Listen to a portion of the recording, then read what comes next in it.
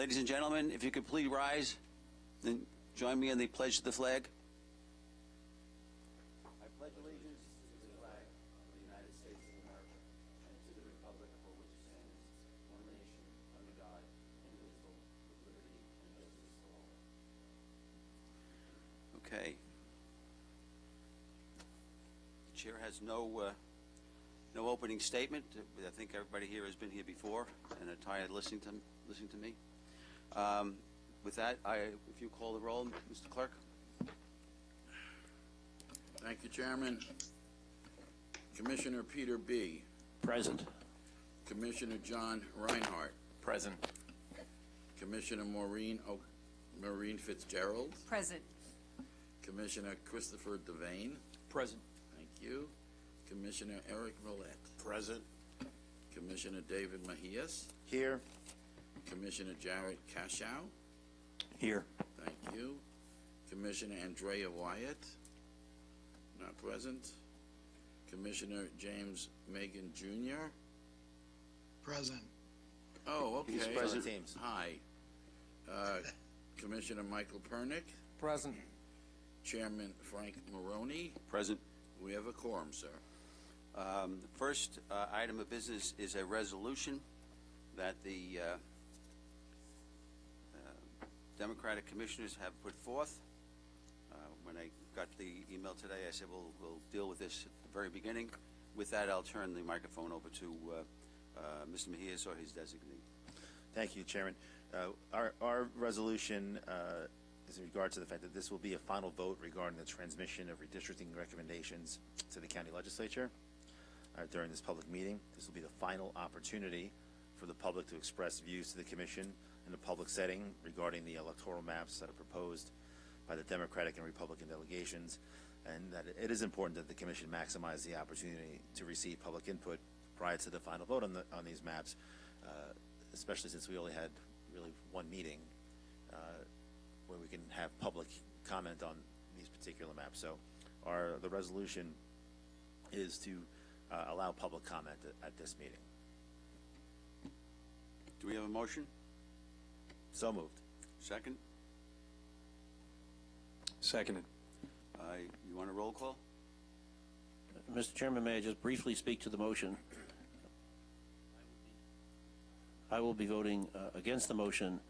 We have had now 9, is it, or 10 public hearings.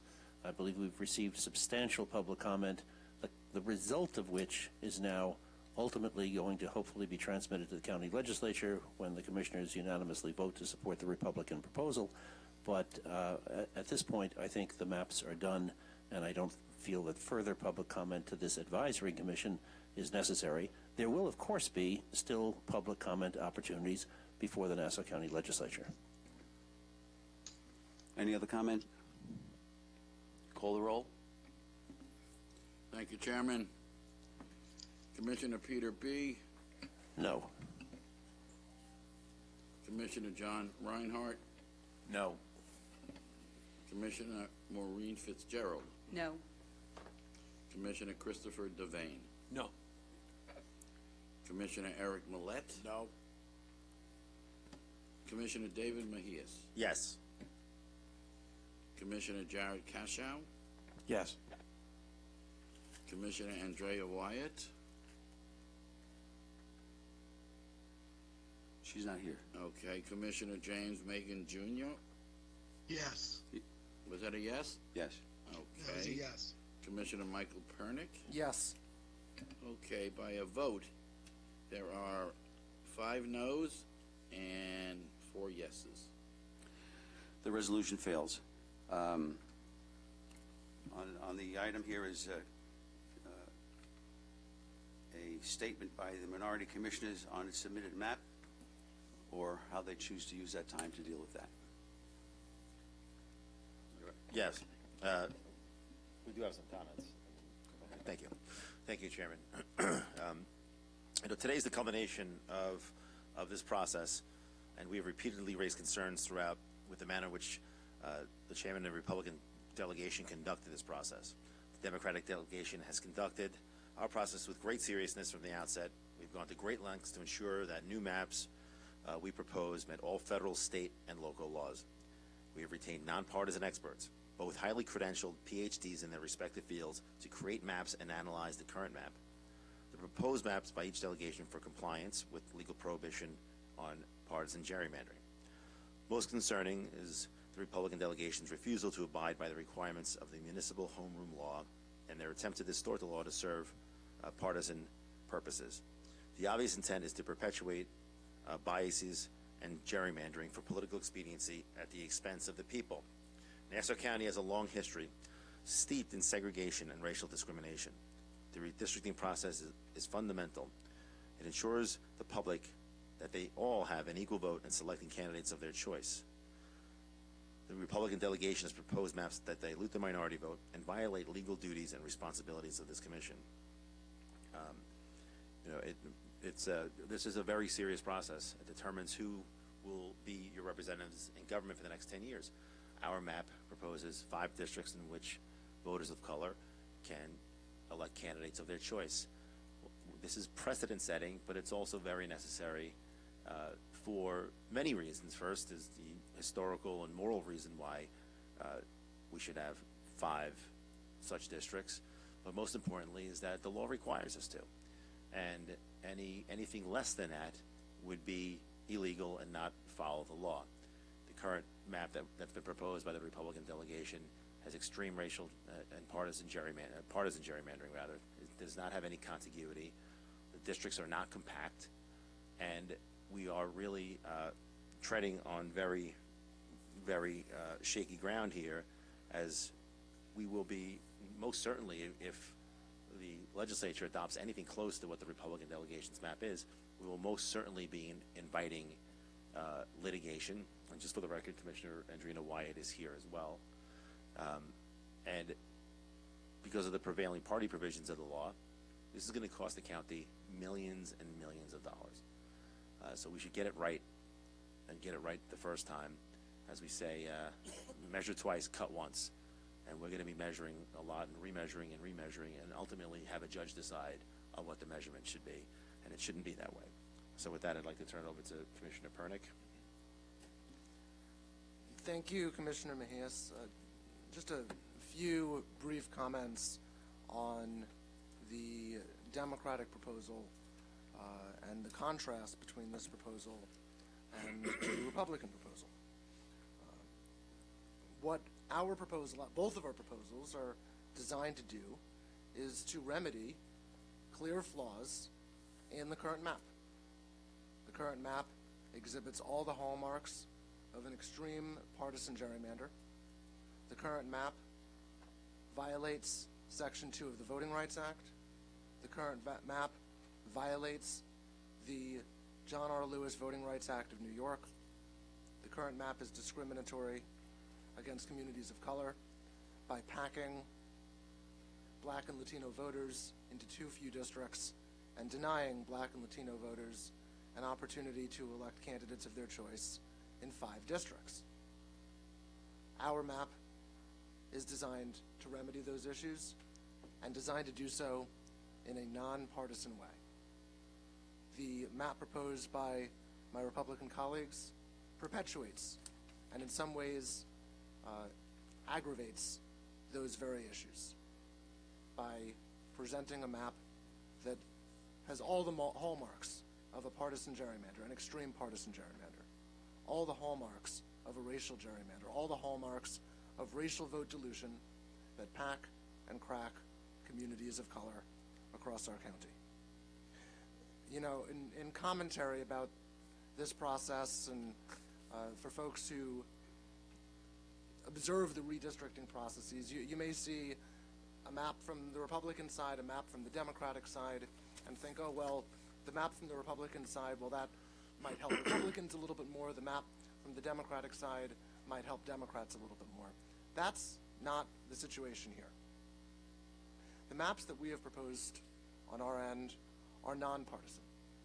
They're not Democratic maps, they're not Republican maps, they're nonpartisan maps. And we know that because we did the analysis. We ran our maps through the same partisan gerrymandering analysis that we used to assess the current map, the same partisan gerrymandering analysis that we use to assess the Republican proposal. And what we found from our expert, Dr. Magleby, is quite clear, that our map does not exhibit any bias in favor of Democrats or Republicans. I'll quote from his analysis. He says, "The analysis shows that the Democratic proposal is largely consistent with patterns evident in 10,000 neutral maps of Nassau County's legislative districts."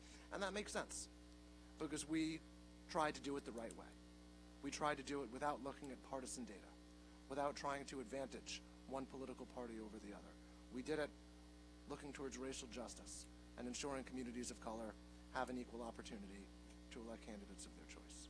So on the one hand, what we're presenting and what I believe we'll be moving to have a vote on now is a fair map that complies with the law, that does not exhibit bias for or against voters of either party.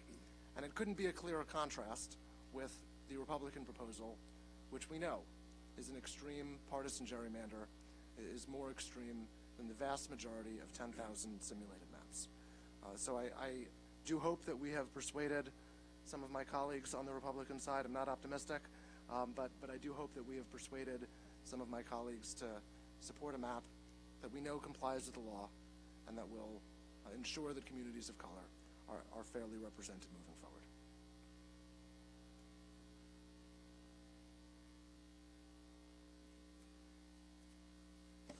Mr. Cash, are there anything else to say? No, I think Mr. Pernick and yourself have covered everything, Dave. Thanks. Ms. Wyatt? I agree with Commissioner Cashow. I think everything was covered, and I support our position. Thank you. And we can't hear Commissioner Megan anyway, so we're just going to skip you. I think that's it. He The one gave you a thing- thumbs up. there was one more thing I do want to say, and that is, in assessing the state of affairs in politics, you can disagree without being disagreeable. You don't have to make it personal. I was discussing with my Republican colleagues how difficult it is to find candidates to run for office, to get young people involved in politics, and have anybody run for any office whatsoever. And the state of affairs in politics today is so divisive and so personal, with so much acrimony and animosity, that it's very difficult for people to even hear each other. And I want to thank my Republican colleagues for at least listening to us and hearing us. And while you disagree with us on everything, we're not disagreeable. And I think that this commission was conducted in a manner that I think our kids will be proud of. And I think we set an example for other bipartisan committees, organizations, governments to move forward while disagreeing, but doing so in a respectful manner. So I want to thank my Republican colleagues and Chairman Maroney for making this process go as smoothly as it possibly could, given the fact that we do not agree on anything. I'd just like to join in those comments. You are correct that just before these proceedings began, we had that conversation, and both agreed that unless and until we restore some respect for elected officials and learn to disagree with positions rather than people, it's going to be very tough to recruit competent and qualified young people to run for office. And I think, looking back, in the main, I think that we have thrown rocks at each other's maps, but we have not been throwing rocks at each other's persons. And I respect that that is the way the process ought to run, and I appreciate your comments.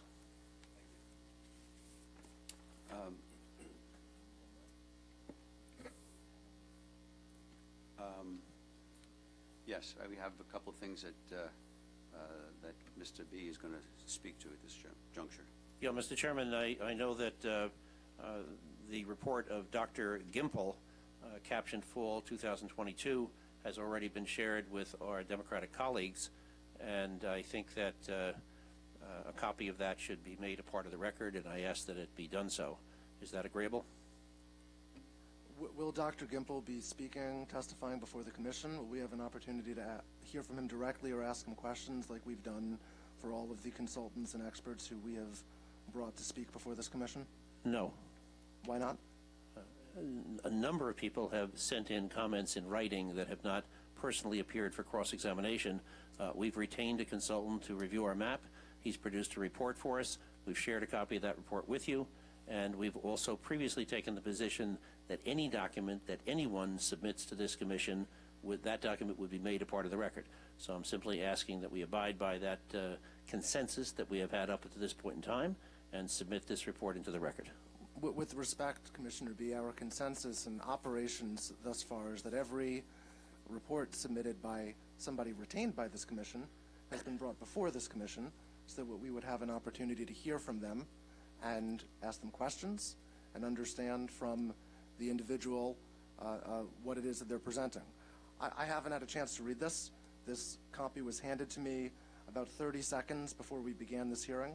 I did not know that it was coming. I don't think any of the Democratic commissioners knew that this was coming, so we've had literally zero notice as to this document.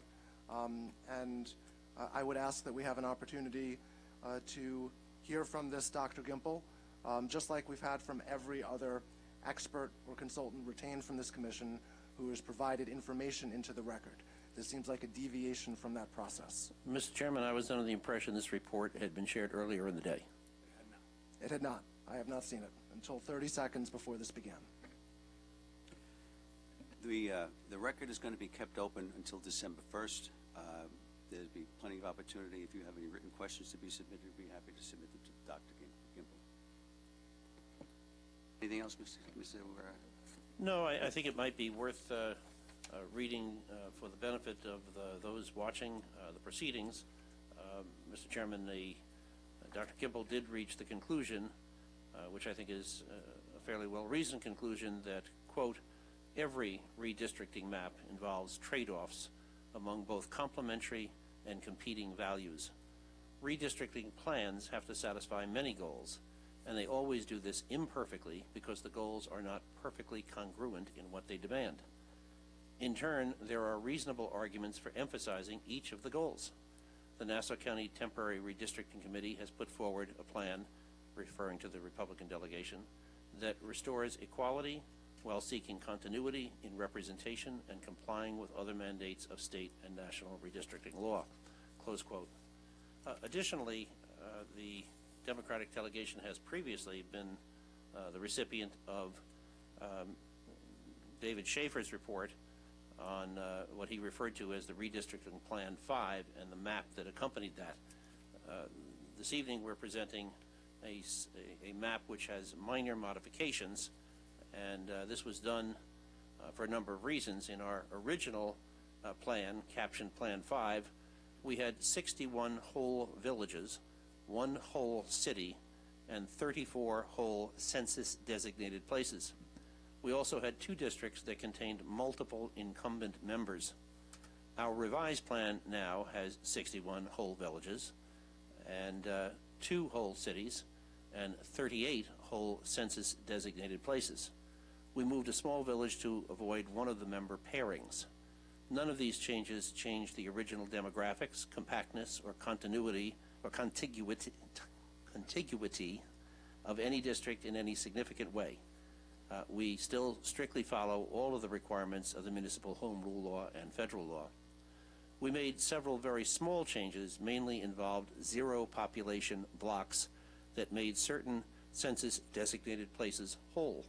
The largest was moving Stewart Manor Village into District 8.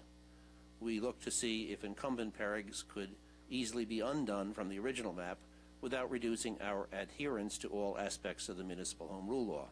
This was easily done by moving Stewart Manor into District 8 and balancing its population with portions of Franklin Square. The result of these changes is insignificant to the original report of David Schaefer. Total population deviation is slightly lower. Majority-minority districts are still in compliance with the Municipal Home Rule Law and the Voting Rights Act.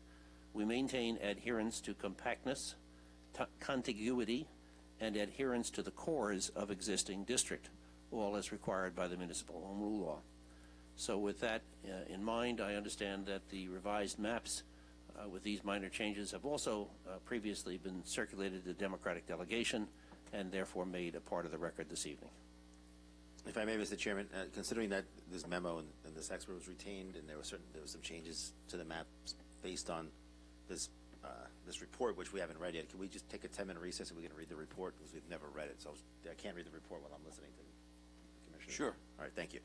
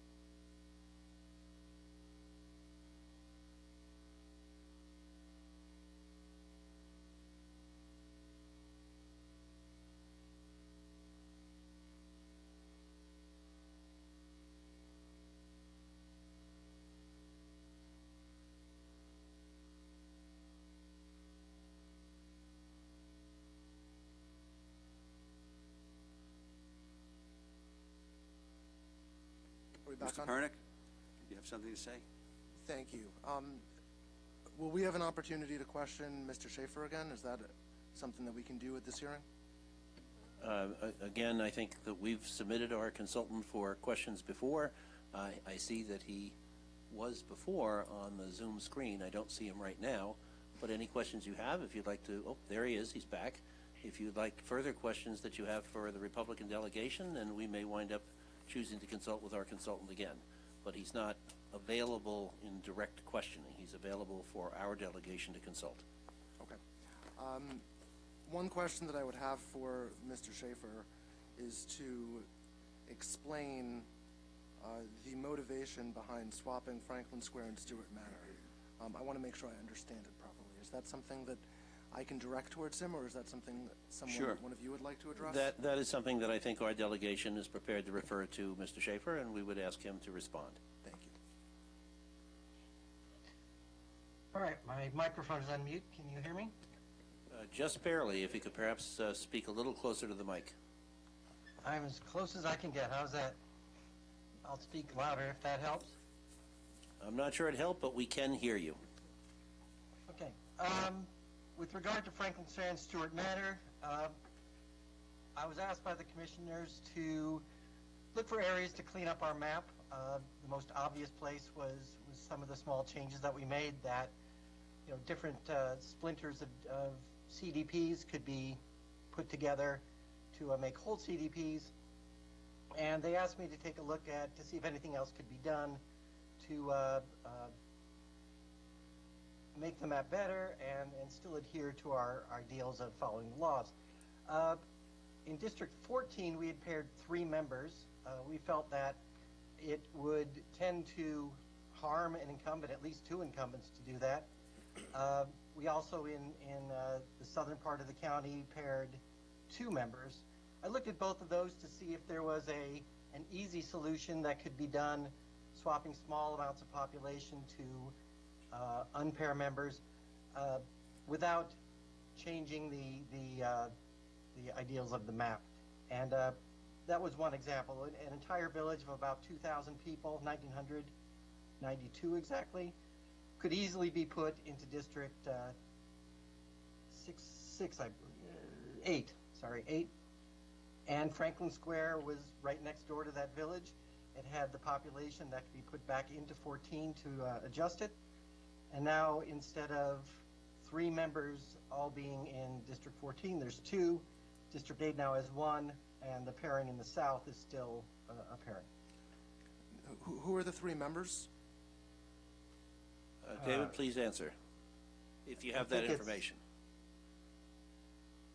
From the Bino, Schaefer, I remember the name Schaefer, the one on the western edge.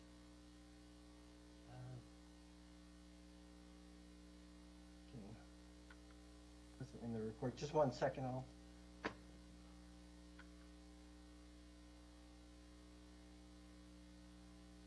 Giuffre, Giuffre, was the one that was put into District 8. Giuffre, Giuffre, was put into District 8, and the party affiliation of Giuffre? I don't have that. Do you know the party affiliation? David was not given that information, and I don't think he researched it. But if you have something to comment on that, please feel free to do so. Could you share the party affiliation of that individual who's moved? Do you know? I believe he's Do I know? Republican. Thank you. And the other 2 individuals who are still in the district? You said it was Schaefer? And Bino. Schaefer spelled the same as mine. That's how I remember that one. Schaefer. And the party affiliation of Schaefer and Bino? I explained I don't have party affiliation. I'll give you that. It's one. Schaefer is a Republican, and Bino is a Democrat. And were you specifically asked to make a move to accommodate one of these individuals to reduce the pairing of incumbents? Go ahead, David. To reduce pairings, they asked me to do that. Nothing specific. Okay. They didn't ask me to unpair a specific member. They asked me to see if we could unpair members without affecting our original plan. Okay. Thank you for that. And did public testimony, did you make any change, withdrawn, this updated map, is it in any part based on public testimony? I presume it is. The commission asked for these CDPs to made whole and unpairings. I presume that they're collecting David, information about the hearings are there, but I haven't read any. David, is it fair to say that your changes were made at the request of the Republican delegation, and the Republican delegation took the input of the public? That is what I'm trying to say, yes. It's in my report that way. I just have a few comments about these reports. I received this report from Mr. Schaefer late this afternoon that explained some changes. We haven't had an opportunity to verify, to understand the implication of these changes. We just got it this afternoon, so it is concerning that we're being asked to vote on a map with these changes today. This analysis raises some serious red flags. First, as Mr. Schaefer just explained, and as we learned, it seems that what's happened here is the Republicans have made adjustments to their plan to advantage a particular Republican incumbent. There was a district that they had drawn, which I take Mr. Schaefer at his word that he did not consider incumbent addresses when he drew his initial map, and apparently it raised some concerns because that map, which did not take legislator addresses into account, paired 3 incumbents. So the only change of substance that was made was to move one of those incumbents out, to move out a Republican incumbent into another district that we know is a Republican district, protecting that incumbent, and leaving a pairing between a Republican and a Democrat in a Republican district. So this map clearly took steps to protect Republican incumbents. I don't think that there's any way around that. That's obvious based on these changes. And as we know, the municipal home rule law clearly prohibits making changes for the purpose of protecting particular incumbents. So that is another item we could add to the list of violations in the Republican proposal. I want to take a few minutes to go through this report from Professor Gimple that we just received about 5 minutes, not even 30 seconds before the hearing began. I know members of the public, I don't believe, have access to this report. I don't believe it's been put on the website. Is that incorrect? It will be. It will be. So it has not been put on the website. Members of the public have not had an opportunity to see this report. What I'm holding here is, 10, 15 pages of a CV from an individual named James G. Gimple from the University of Maryland, and a 4.5-page document, double-spaced, single-sided, that seems like it was typed in Microsoft Word, and that's what we received. And I had an opportunity during this break to quickly flip through it and make a few initial observations. Haven't had time to do any serious comprehensive review or discuss with any other experts, but at an initial first review, it raises such significant concerns that I would caution anybody on this commission from placing any reliance on this report for any purpose whatsoever. Let me go through a few of the issues, and I'll try and explain and read from the report for the benefit of members of the public who don't have it. First, the report claims that the Republican plan is in compliance with the Voting Rights Act solely because it creates one majority-minority, majority-black district. This is objectively false. And how do we know it's objectively false? Well, there's a lot of reasons, but first and foremost, there was no racially polarized voting analysis done. These are bold assertions with zero support. Zero support. We have done racially polarized voting analysis. We know that it's possible to draw majority-minority Black Latino coalition districts. We know it's possible to draw 5 of them. And what they're claiming, what this expert is claiming, with no support, no basis, is that all you really are required to draw is 1, and it has to be majority black.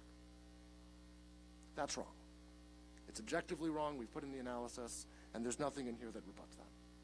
Number two, this report claims that District 1 was not cracked or packed because it has a black voting age population of 51.9%. This is objectively false.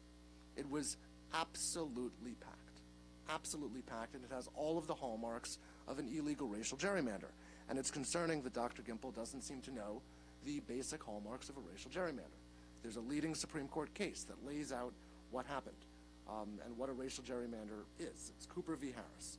And in Cooper v. Harris, which concerned North Carolina's congressional maps, the state of North Carolina packed two districts. They packed one district, a black voting age population, from 48.6% up to 52.7%.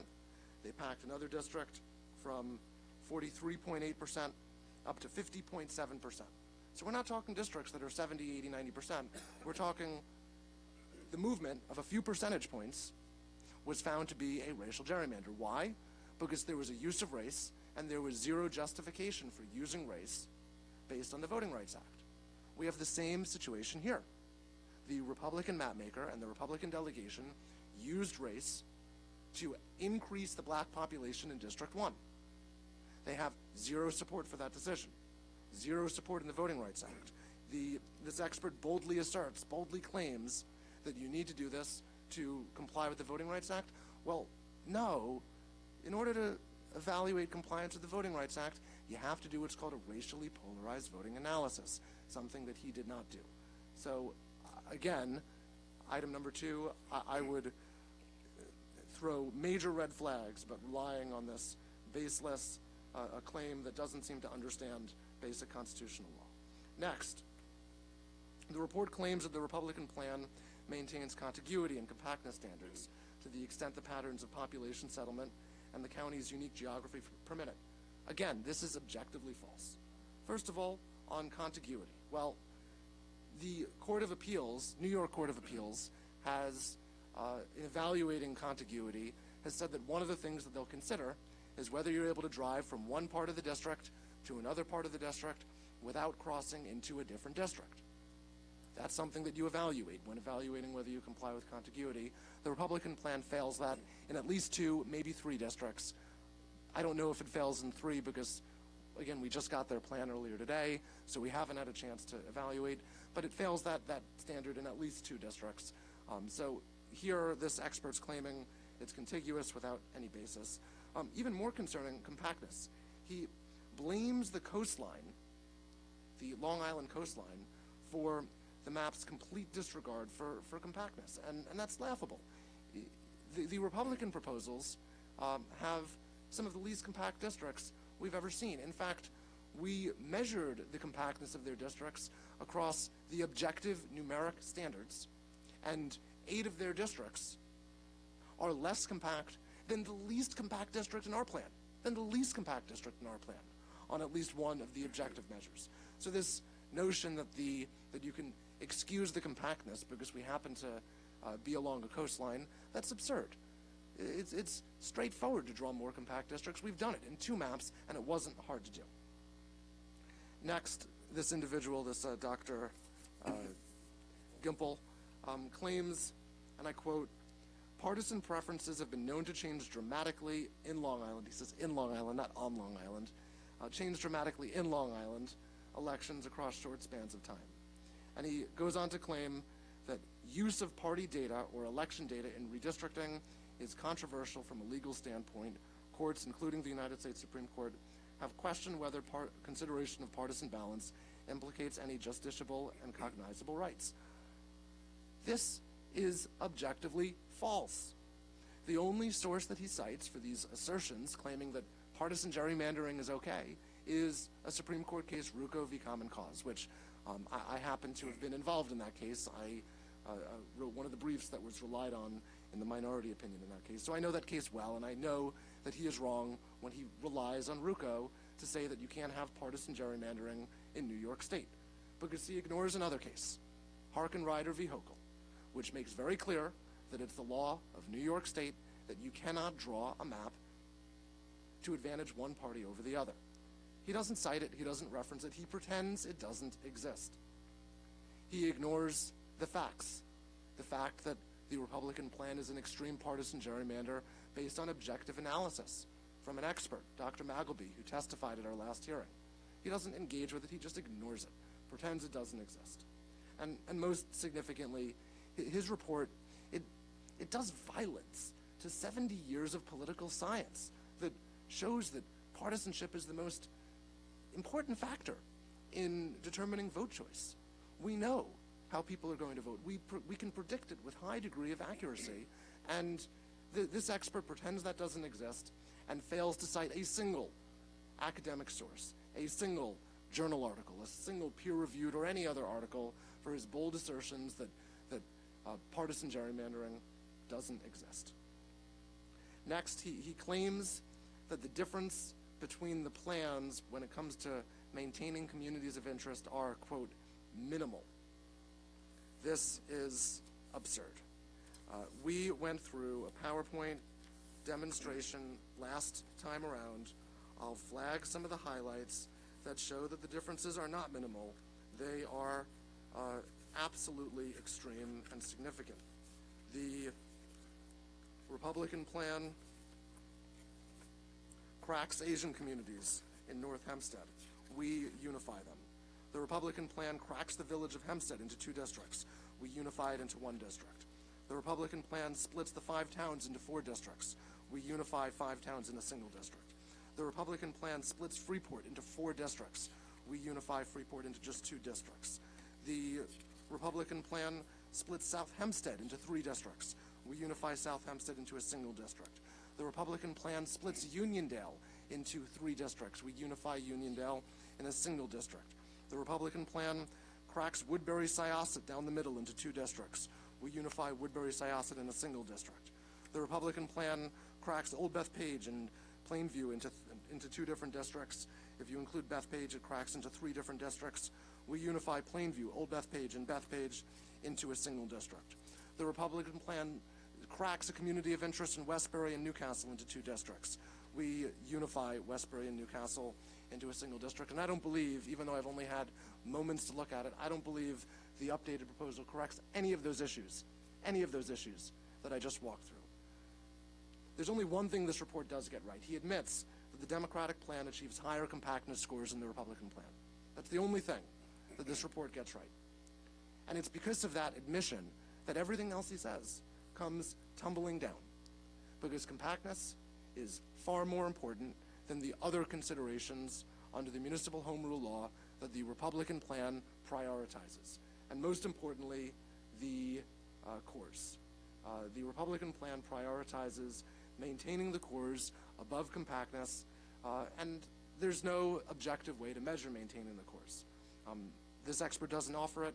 There's no accepted methodological standard for maintaining the cores, and that one criteria is prioritized over everything else. And what's most concerning is that they're maintaining the cores of a plan that we know is illegal, of a plan that we know is an extreme partisan gerrymander, of a plan that we know cracks and packs and divides communities of color. So at the end of the day, I wish that we had more time with us. I wish that we had an opportunity to ask questions directly to Professor Dr. Gimple. It's concerning that we don't, but it's even more concerning if we place any reliance on this 11th hour report without having an opportunity to hear from the purported expert himself. Commissioner Kasha, do you have anything else? As to Dr. Gimple himself, if in the RUCO case that Mr. Pernick cites to North Carolina, in the case of the League of Women Voters and Common Cause versus the state of North Carolina, the plaintiffs were the League of Women Voters and Common Cause. Mr. Gimple was hired by the defendants to oppose the League of Women Voters. In a case in Maryland, the Maryland State Attorney General submitted in a submission to the court said that Dr. James Gimple should not be appointed to serve as a consultant to this court because his apparent partisan bias may be seen to deprive him of the impartiality essential for a judicial appointee. His participation in this case as a court consultant would not promote, but instead would potentially diminish the public confidence in the independence, integrity, and impartiality of the judiciary. In a case, the League of Women Voters of Pennsylvania versus the Commonwealth of Pennsylvania, the League of Women Voters submitted an application to exclude the expert report of Dr. Gimple and compel production of underlying information based primarily on his partisan bias. He has been hired as an expert who's seemingly an expert in putting one thing and one thing only forward, and that would be the reliance on the fact that that incumbency above all else should be the priority, whether it's in the cases he's been involved in Pennsylvania or in North Carolina or Maryland. Dr. Gimple believes that incumbency should be prioritized above everything else. The difference is in New York State, that is against the law. So Dr. Gimple's bias, both pointed out by the League of Women Voters and the Attorney General of Maryland, here in the state of New York, his bias towards protecting incumbency is illegal. And anything that Dr. Gimple says on the matter should be completely disregarded because clearly he doesn't know the law. And that was only with a 5-minute Google search. Give me a little bit more time, and I'm sure we can come up with more examples of Dr. Gimple and his bias on a variety of other matters, by the way. Mr. Cashow. Thank you, Commissioner Mejias. Just to dovetail on what you were just talking about and Professor Gimple's bias towards maintaining incumbency, not only is it based on what you've just read and examples that you found in the very limited time that we've had to review this report, and it's concerning to me that we were provided this at the last minute. If we would have, and certainly the constituents in Nassau County would have benefited by a more thorough analysis of this report. But in this report itself, there are explicit references to trying to maintain incumbency. And it's mentioned at least 3 times, and it's also referenced as a goal, if you will, in the conclusion of the report. Let me just read some portions of this report from you, for you. It says the Democratic plan achieves higher compactness scores, but does so at the cost of dismissing established district boundaries that we've already demonstrated are illegal based on expert statistical analysis, and shifting large constituencies into unfamiliar districts in which their office holders will be unknown, meaning they want to maintain incumbency. They want to have the same folks representing the same districts. That is favoring incumbency, and that is illegal under the municipal home rule law. In fact, there is a whole section titled Maintaining Relationships Between Voters and Legislators in this report. And then it refers to the Republican plan on page 4, the second to last paragraph. In Plan 5, by contrast, the vast majority of all constituents remain in familiar districts. Again, they're looking to favor the incumbent legislator in districts without doing the statistical analysis that they're required to do. And finally, in the conclusion, it says the Nassau County Temporary Redistricting Committee has put forward a plan that restores, and they're referring to the Republican plan, restores equality while seeking continuity and representation. That means they're favoring incumbents, folks. That's what it means in black and white all throughout this report that we had 2 minutes to look at. And this just in from Twitter. The Baltimore County for Fair Maps Twitter site, at Balt County Fair Maps, tweeted, in their ongoing state redistricting case, the state of Maryland and Circuit Court have rejected the input of Dr. James Gimple because of his clear biases and affiliations with hate groups. So I think that's about all we need to know about Dr. Gimple. We're done. Well, your rhetoric is colorful. We do not share its confidence in its accuracy. You've described that you can now predict with great accuracy the outcome of an election. We would rather leave the election results to the voters.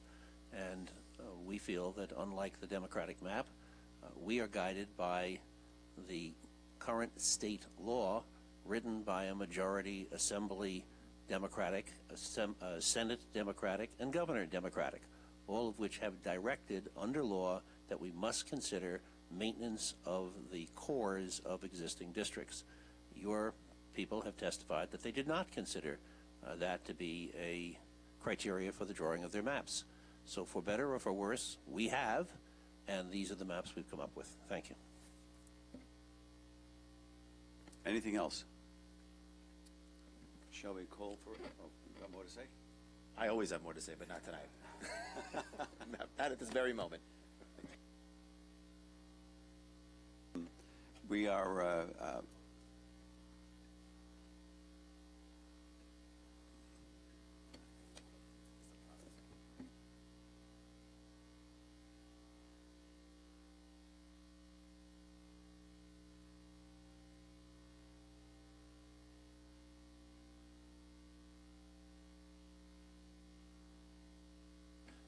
Mr. Chairman, at this time, I make a motion that the Commission unanimously adopt the map put forward by the Republican delegation. Is there a second? Second. I'd like to ask for a roll call vote on each of these. Is that acceptable, Mr. Chair? It's more than acceptable. I was going to do it anyway. Mr. Pulitzer, would you pull the board, please? Yes, sir. Commissioner Peter B. I vote yes. Commissioner John Reinhardt. Yes. Commissioner Maureen Fitzgerald. Yes. Commissioner Christopher Devane. Yes. Commissioner Eric Millett. Yes. Commissioner David Mejias. No. Commissioner Jared Cashow. No. Commissioner Andrina Wyatt. No. Commissioner James Megan Jr. No. Commissioner Michael Pernick. No. Okay, it is a 5-5 tie. The application to adopt that map is declined. Is there a motion on the side of the Democratic? Mr. Pernick has a motion.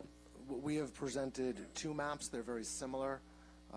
We would like to present both of our maps to the legislature for consideration. So at this time, we'll make a motion to present both of our two proposals to the legislature. Second. Call the roll. Commissioner Peter B. No. Commissioner John Reinhardt. No. Commissioner Maureen Fitzgerald. No. Commissioner Christopher Devane. No. Commissioner Eric Millett. No. Commissioner David Mejias. Yes. Commissioner Jared Cashow. Yes. Commissioner Andrina Wyatt. Yes. Commissioner James Megan Jr. Yes. Commissioner Michael Pernick. Yes. Once again, Chairman Maroney, we have 5-5. The application is declined. Anything further? No, Mr. Mejias? just for the record, in order to move the maps to the legislature, that would require 6 votes or a majority of the voting commissioners, correct? That is my understanding, but I believe that notwithstanding the Commission's failure to, by a majority vote, recommend maps to the legislature, the entire record and all exhibits that have been submitted to this body will be transferred to the legislature for whatever action they deem appropriate. You read my mind. That was my next point.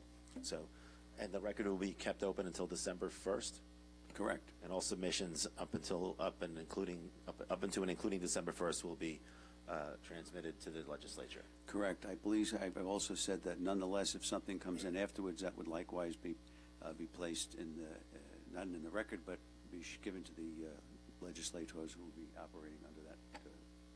Okay, thank you, Mr. Chairman. If I may, before we adjourn for the evening, this is the last meeting of this commission. That doesn't mean we can't be called into for other things, but it is the last that we have. I first want to thank all of the commissioners, both Republican and Democrat, for their devotion, for their ability to come up with ideas that are at least interesting if not offensive to others, but at least that's the way we do business. That's the business of map making, like it or not, is subject to numbers. 6 votes requires to be required by the law in order to move something. It did not occur in this particular matter. But I also want to thank the people. There were many people who came and they spoke, and others who came and watched. Some were happy, some were not. But I think that the participation level of this particular commission was well received, and I think it helped for a better outcome. As Mr. B pointed out, all of these items are in the record. They'll be handed over to the legislature, and I'm sure that the comments of the public, like them or not, will be looked at. With that, I'll entertain a motion to adjourn. I do want to thank the staff, our court reporter, our sign language interpreter, Mr. Pulitzer, our respective staffs who did a wonderful job working with each other as much as possible to do everything we could. Mr. Long, thank you very much for all your help with the difficulty in the tech. And I want to thank literally hundreds of people that came down to testify. Suffolk County had 18 people testify. Okay. We had almost 60 at the last meeting alone. So I want to thank the people of Nassau County for their robust interest in this process and participation in this process. It's been a very interesting and educational journey. So thank you to everybody. I really do appreciate it. And allow me to piggyback on your thanks yous. Motion to adjourn. Second? Third? All in favor? Aye. Opposed? Aye. Thank you very much. Get home safe.